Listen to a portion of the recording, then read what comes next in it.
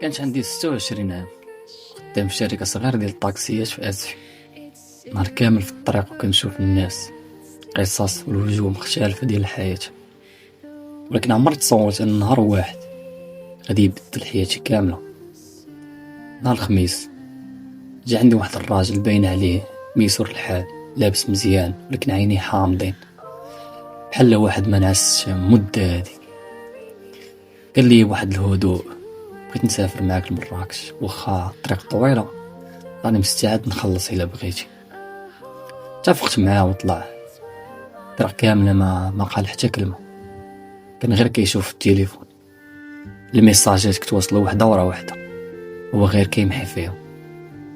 سولته: السي لاباس؟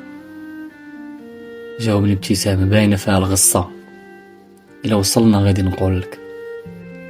ما فهمتش ولكن سكت.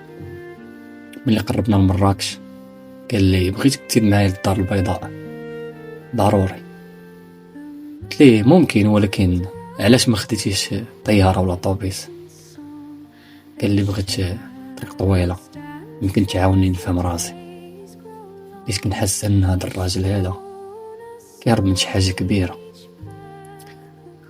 في الطريق ديال كازا بدا كيحكي لي شوية بشوية. قال لي: انا عندي شركة كبيرة، ولكن البارح لقيت مراتي كتصيفط ميساجات لواحد الراجل. سكت وبعد لحظات زاد: ما بغيتش نتهور، بغيت غير نفهم علاش، شنو واقع. قلت ليه: الشك كيحرق اكثر من الحقيقة، ولكن خاصك تثبت، ما تمشيش غير ورا الهضره. هز راسو بان عليه كيتفكر بزاف. وصلنا للدار البيضاء، طلب مني نوصلو لواحد الحي راقي. وقفنا قدام واحد الفيلا كبيرة بزاف. قال لي: غادي نطلب منك تدخل معايا، مبغيتش نكون بوحدي. تفاجأت ولكن وافقت. يبان لي محتاج شي واحد معاه، ولو غير شاهد. دخلنا، لقينا واحد السيدة جالسة في الصالون، زوينة مؤدبة، لكن باين عليها كانت كتسيل الدموع من مدة. ملي شافته وقفات وقالت: أخيرا جيتي، كنت خايفة تبقى مشكك بوحدك. جيو جلسنا بالجوج. هو قال لها مباشرة: شنو كاين، علاش كتهضري مع داك الشخص؟ السيدة جابت ورقة من فوق الطابلة وعطات له. الراجل بدل اللون ديالو ملي قراها. انا قريت بعيني: تحليل طبي، IVF، محاولة الانجاب. هو شد راسو وقال: كنتي كتخبي عليا؟ وجاوبات والدموع نازلة: ما كنتش كنخبي، كنت باغاكم ننجحوا قبل ما نقول لك. باب داكشي اللي كنهضر معاه ماشي راجل اخر، كنت كنهضر غير مع الطبيب.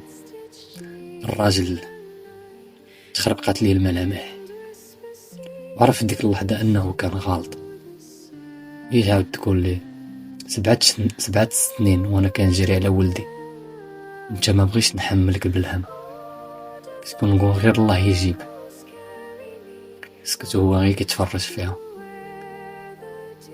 تقدمت انا بشويه وقلت ليه: سيدي، قبل ما نشكو خاص نسولو، راه كلمه واحده ممكن تهدم الدار كامله. هز راسو بدا كيبكي، واحد الصوت خفيف، البكاء ديال الندم. شديت مرتو وقال لها: اسمحي لي، شكيت فيك بلا سبب. صافي عنقاتو، خرجنا من الفيلا وطلب منا نرجعو لاسفي. في الطريق بقى ساكت، ولكن هاد المره سكات فيه راحه ماشي الخوف. في وسط الطريق قال لي: شكرا، لو ما كانتش معايا يمكن كنت غادي نضيع حياتي كامل في الشك. ابتسمت ليه وقلت ليه: الحقيقه ما كتجيش في الشك، كتجي في السؤال. ومن داك النهار فهمت واحد الحاجه: ماشي كل طريق كتكون باش توصل للمدينه. كاينين طرق كيوريوك الحقيقه اللي خاصك تشوفها في حياتك. وهو رجع لدارو ولمراتو ولحياته، وانا رجعت لاسفي، ولكن بقلب اخر.